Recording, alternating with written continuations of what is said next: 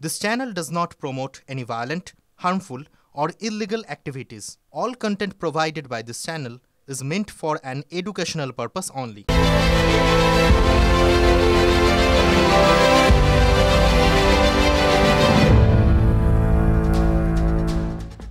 ফিরলাম ঠোটকাটা স্পেশাল নিয়ে। রোম যখন জ্বলছিল, সম্রাট নিরো তখন বেহালা বাজাচ্ছিলেন। ইতিহাসে এর কোনো প্রমাণ না থাকলেও এ রাজ্যের এখনকার বিরোধীদের মুখে এই কথাটা মাঝে মাঝেই ঘোরে, লোকমুখেও ঘোরে। এই লোকমুখে ঘোরা কথাটা আজ আবার বিরোধীরা বারবার বলছে। আজ কসবায় জিআই অফিসে বিক্ষোভ দেখাতে গিয়ে পুলিশের বেপরোয়া লাঠি এবং লাথি হজম করতে হয়েছে সদ্য চাকরি হারানো শিক্ষকদের, মানে যোগ্যদের। ঠিক তখনই নেতাজি ইন্ডোর স্টেডিয়ামে জৈন সমাজের অনুষ্ঠানে উপস্থিত ছিলেন মুখ্যমন্ত্রী। প্রথমে বসেছিলেন মঞ্চের নিচেই, চেয়ার আনিয়ে পাশে বসালেন কলকাতার পুলিশ কমিশনারকে, তারপর মঞ্চে উঠলেন। हमको कहते हैं आप क्यों हर धर्म का जगह में जाता है? हम कहा है हम जिंदगी भर जाएगा और जाते रहेंगे। अगर तुम गोली मार के मार भी दो तो हमको यूनिटी से तुम निकालने नहीं सकते हो। वो लोग जब ईद करते हैं, इफ्तार करते हैं, हमको बुलाते हैं तो बुलाने से नहीं जाएंगे। अगर हमको पूजा में जाते हैं तो उसको उधर में हम नहीं जाएंगे, तब आप लोग गाली देते हैं। हम ज्वाइन का प्रोग्राम में आप हमको मना करेंगे तो हम सुनेंगे नहीं? सुनेंगे, हम आएंगे।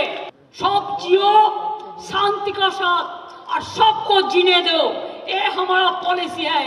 जो माने माने, जो नहीं माने नहीं माने।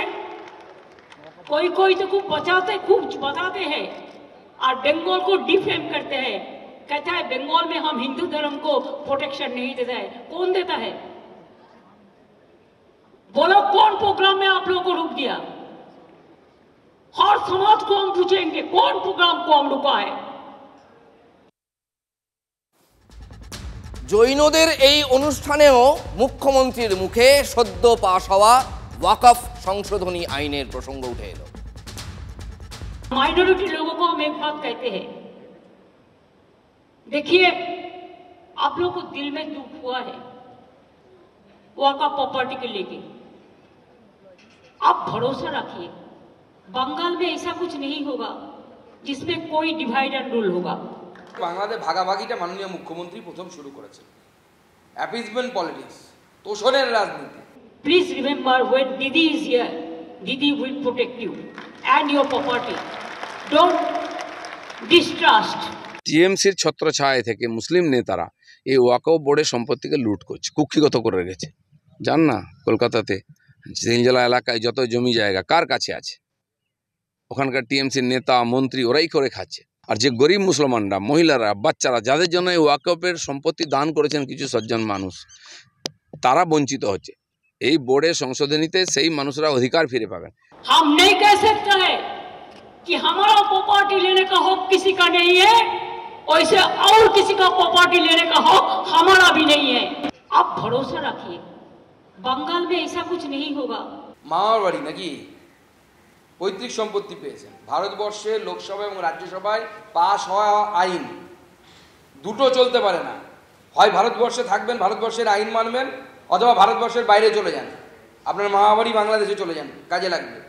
আপনি মানবেন না মানে যারা আইনি পথে যাবে তারা গিয়ে ঘাড় ধরে আপনাকে মানাবে। মমতা বন্দ্যোপাধ্যায়ের ঘাড় ধরে আইনি ব্যবস্থার মাধ্যমে মানুষ মানাবে, মমতা বন্দ্যোপাধ্যায় মানতে বাধ্য করাবে। গতকাল ওয়াকফ সংশোধনী আইনের বিরোধিতায় আগুন জ্বলে মুর্শিদাবাদের জঙ্গিপুরে। ভাঙচুরের পাশাপাশি আগুন ধরিয়ে দেওয়া হয় একের পর এক গাড়িতে।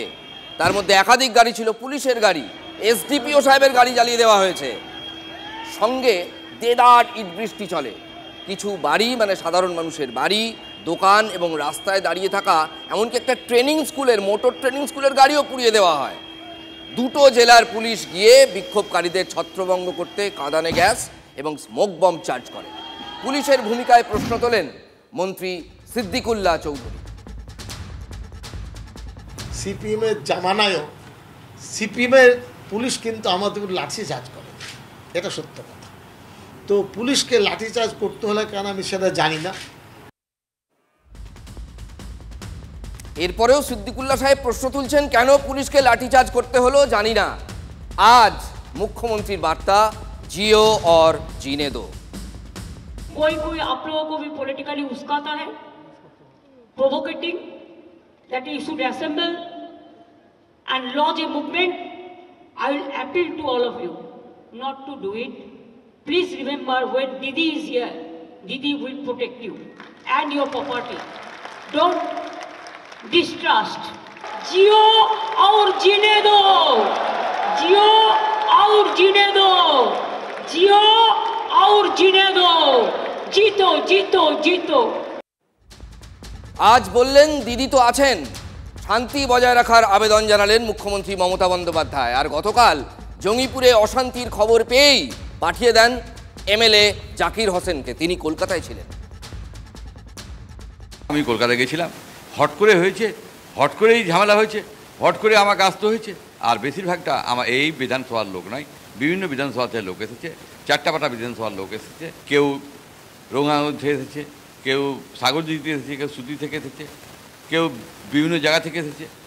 4-5টা বিধানসভা থেকে লোক এসেছিল, এমএলএ বলছে অনুমতি বা I cannot comment on that. Thank you. মাননীয় মুখ্যমন্ত্রী শান্তির পক্ষে, তাই শান্তির বার্তা দিচ্ছি। মাননীয় মুখ্যমন্ত্রী শান্তির বার্তা দিয়েছে এবং পুলিশ প্রশাসন জেনে একটু দেখে শুনে কাজ করে, যাকে তাকে ধরে না নেয়। অনুমতি চাওয়া হয়েছিল এই গোটা প্রোগ্রামটার বিষয়ে। এই প্রোগ্রাম আমরা বললাম তো, আমি একটু আগে কি বললাম, জানি না আমরা এখানে প্রোগ্রাম হবে আমরাই জানি না। তো আপনি কিসের তাহলে ফেল করেছে? আপনি কি ঘটনা ঘটবে না, intelligence, we have lot of intelligence on many of the things. সবটা তো আপনাকে শেয়ার করব না। স্যার ওমরপুরে এত বড় একটা জমায়েত হবে, স্যার এই ইনফরমেশন কি পুলিশের কাছে ছিল না? বুঝুন কাণ্ড। এমএলএ সাহেব বলছেন অনেকগুলো বিধানসভা এলাকা থেকে নাকি লোক নিয়ে আসা হয়েছিল, মানে ওইসব কাণ্ড ঘটাতে। এসপি শুনে বললেন কিছু বলবো না। এসপি বলছেন মিছিলের অনুমতিই ছিল না। তাহলে কি গোয়েন্দা ব্যর্থতা? আমরা প্রশ্ন তুলছি। প্রশ্ন শুনেই লিওনেল মেসির মতো মিডিয়ার সঙ্গে ইনসাইড আউটসাইড মেরে চলে গেলেন এসপি সাহেব। আমাদের হাতে থাকা সিসিটিভি ফুটেজে আর এক ছবি। ওয়াকফ সংশোধনী আইনের বিরোধিতায় মঙ্গলবার এই রাস্তা দিয়েই মিছিল আসছিল। যে ব্রিজ রয়েছে রঘুনাথগঞ্জের দিকে, সেই ব্রিজ ধরে মিছিল এগিয়ে আসছিল উমরপুর মোড়ের দিকে। প্রাথমিকভাবে মিছিল শান্তই ছিল। আচমকা মিছিল এই জায়গায় আসা মাত্র মিছিল থেকে কয়েকজন যুবক উত্তেজিত হয়ে পড়েন। সেই উত্তেজনার মধ্যেও তারতম্য রয়েছে। এই ব্যস্ত রাস্তা দিয়ে এখন যেমন অনেক ব্যক্তিগত গাড়ি, টোটো পার হচ্ছে, বাস পার হচ্ছে, যেহেতু বাস স্ট্যান্ড সামনে, মঙ্গলবারও সেই ছবিই বহাল ছিল।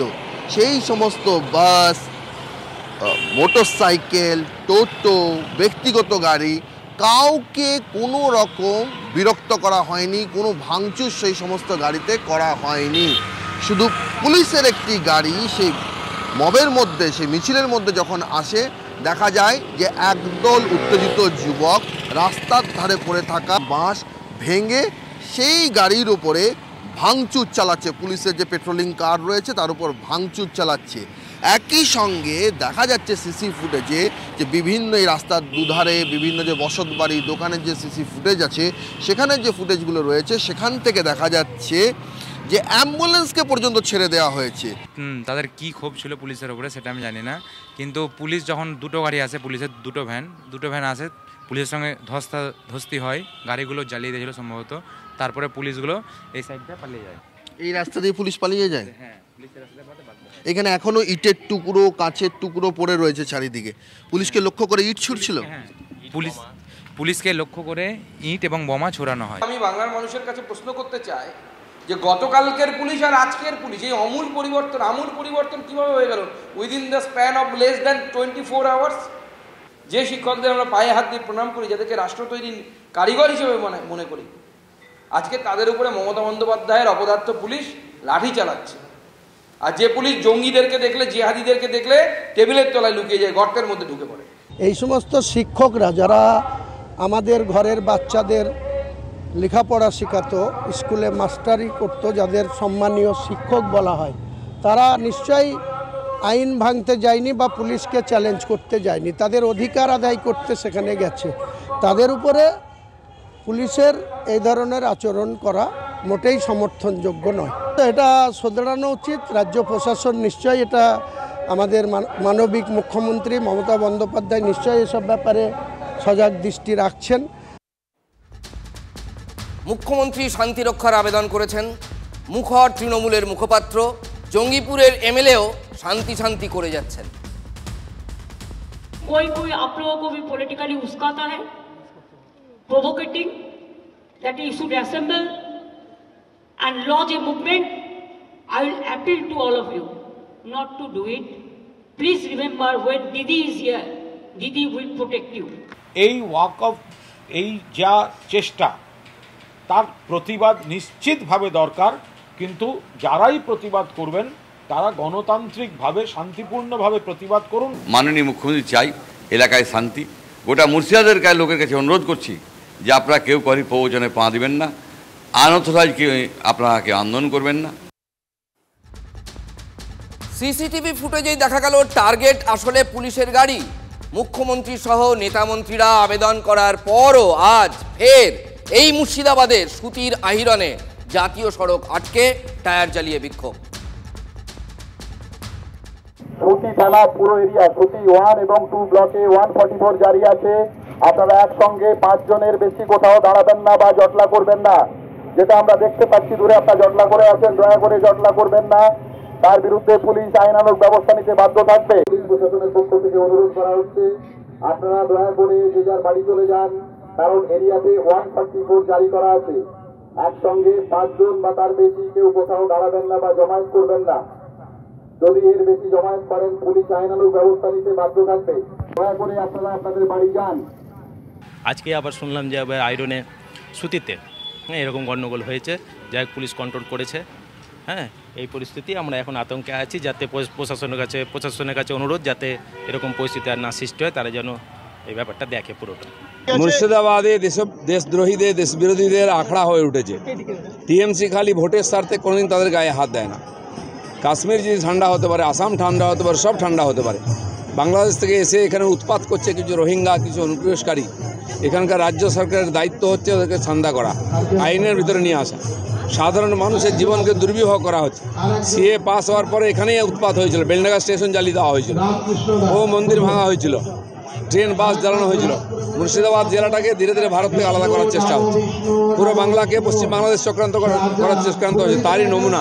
সেটা এখানকার সরকার যদি সচেতন না হয়, হিন্দু সমাজ যেমন রামনবমীতে কোটি কোটি সংখ্যায় রাস্তায় নেমেছে, এই সমস্ত উৎপাতের বিরুদ্ধেও নামবে। ওয়াক অফ নিয়ে মমতা বন্দ্যোপাধ্যায় এবং রাজ্য সরকার স্পষ্ট নির্দেশ দিয়েছেন, স্পষ্ট বার্তা দিয়েছেন যে কেন্দ্রের বিজেপি সরকার যেটা করতে চাইছে বাংলায় সেটা হবে না, কারুর সম্পত্তি নেওয়া হবে না।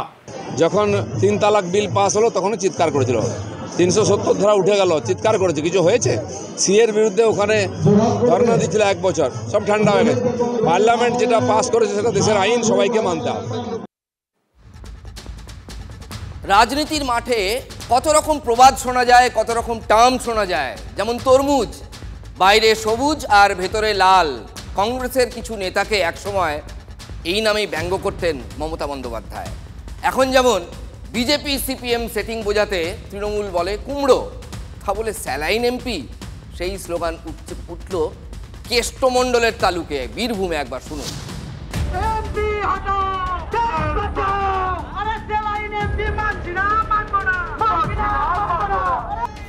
ওয়াকফ সংশোধনী আইনের প্রতিবাদে তৃণমূলের মিছিল হল মুরারই নতুন বাজার থেকে। হাজির এমএলএ মোশাররফ হোসেন, মুরারই ব্লক তৃণমূলের সভাপতি বিনয় ঘোষ, জেলা পরিষদের কৃষি কর্মাধ্যক্ষ সেরাজুল ইসলাম, জেলা পরিষদের সদস্য বাবলু ভকত, সংখ্যালঘু সেলের সম্পাদক আলিম মর্তুজা খান। এটা ওয়াকফ বিলের বিরুদ্ধে। ওয়াকফ যে সংশোধনী বিলটা কেন্দ্র সরকার পাস করেছে, বিজেপি সরকার, যার বিরোধিতা মানে বহু দলই করেছে। আমাদের বিশেষ করে আমাদের দল তৃণমূল দল তীব্র বিরোধিতা করেছে সংসদে, লোকসভা বা রাজ্যসভায়। আমরা আজকে মুরারই বিধানসভায় বললে আজকে 1 ব্লকটাই বলছি, আজকে 1 ব্লকই আমরা শুরু করেছিলাম, যেখানে হিন্দু মুসলিম কিছু ফারাক নেই, কারণ আমরা এখানে একসঙ্গে বাস করি। এক ভাইয়ের বিপদে আর এক ভাই ঝামাবে, এটাই স্বাভাবিক। এবং সেই ঐক্য রেখে আমরা হিন্দু মুসলিম মিলিতভাবে আজকের প্রতিবাদে একটা বড় মিছিল করেছি এবং বিডিও অফিসে ডেপুটেশন হলো। সেই মিছিলে হঠাৎ শোনা গেল এমপি হটাও স্লোগান। স্যালাইন এমপি মানছি না, মানব না।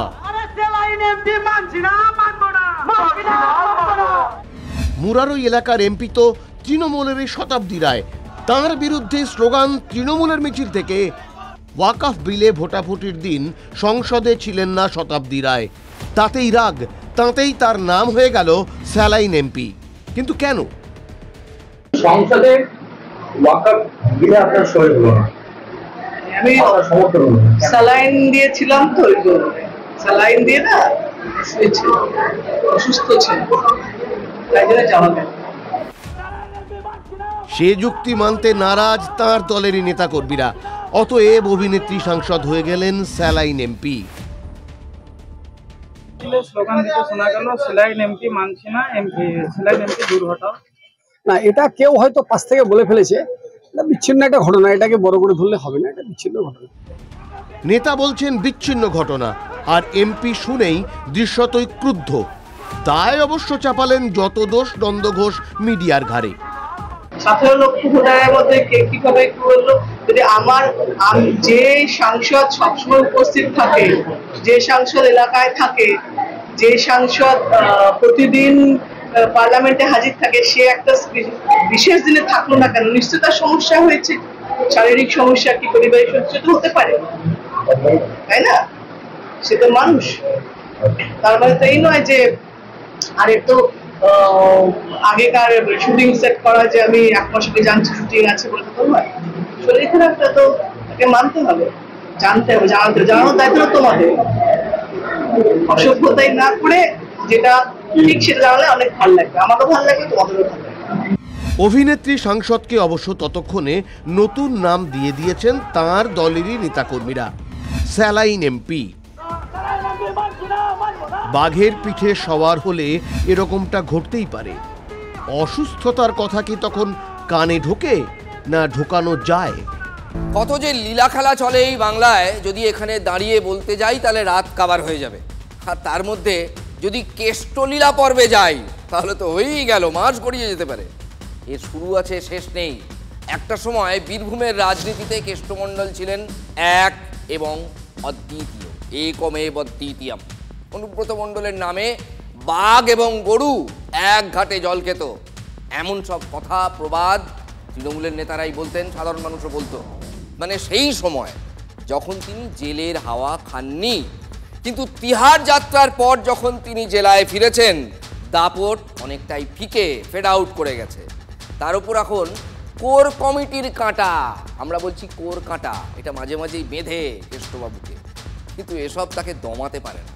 সামনেই 26-এর নির্বাচন, ঘুঁটি সাজানো শুরু হয়ে গিয়েছে দলের। ব্যক্তিগতভাবেও তিনি ঘুঁটি সাজাতে শুরু করে দিয়েছেন। আর মণ্ডল মশাই কি করছেন জানেন? তিনি খেলছেন, মন প্রাণ দিয়ে খেলছেন।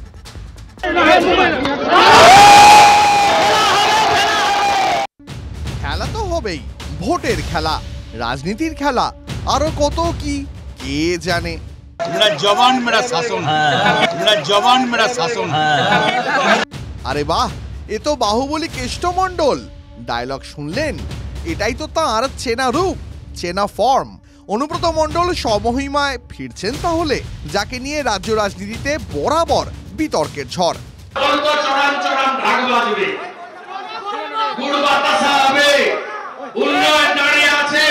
আপনারা হিংসায় জ্বলেন আর লুচির মতো ফোলেন। ক্রিমিনাল, মার্ডারার, হেন মানে ক্রাইম নেই যে করেনি। হ্যাঁ, দিদির কোলের ভাই হতে পারে। চোরের মায়ের বড় গলা। অনুব্রত মণ্ডল মার্কা দুষ্কৃতীরা বাঘের মতন খাঁচায় থাকুক, নাহলে তাদের জঙ্গলে পাঠানো হোক। সভ্য সমাজে তারা থাকবে কেন? আপনাদের আর কিছু বলার নেই। তাকে নিয়ে চর্চা চলছে, এরপরও যে চলবে তা তিনি নিশ্চিত করতে ব্যস্ত। ব্যাট হাতে ময়দান কাঁপাচ্ছেন, বাহুবলী ডায়লগে পারামাত করছেন, ঠিক যেমনটা আগেও করতেন। আজও সুপার ডুপার হিট তার সেই সমস্ত বাণী। চুরমার করে দেবো, মেরে হাত পা ভেঙে দেবো, না 9টার ভেতরে বাড়ি ঘর ভেঙে আমি চালিয়ে দেবো। জল দেবো, নকুলদানা দেবো, সব দেবো। কর্মীরা কি জন্য? বিরোধীদের জন্য, ওদের জন্য নকুলদানা থাকবে। খুব কষ্ট হচ্ছে বলো, থালা দিয়ে দিয়েছে, খাবার দিচ্ছে না। শোনা গো আমার, খেলা হবে, বাড়িতেও খেলা হবে, চারজনা মিলেও খেলা হবে, বাড়িতে গিয়ে গিয়ে খেলা হবে, ভয়ঙ্কর খেলা হবে, এই মাটিতেই খেলা হবে।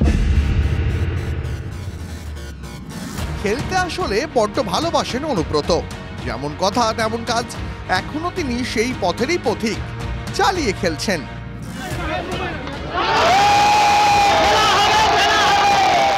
আমি খেলাধুলো খুব ভালোবাসি, খেলা আরো বৃদ্ধি পাক মমতা ব্যানার্জি। এটাই তো আসল কথা, রাজনীতির খেলা জমজমাট। 26-এর আগে বাহুবলী অনুব্রতর ঝুলি থেকে আর কি বেরোয় এখন দেখার সেটাই। দাদা খেলা হবে, খেলা শুরু হলো তাহলে। খেলা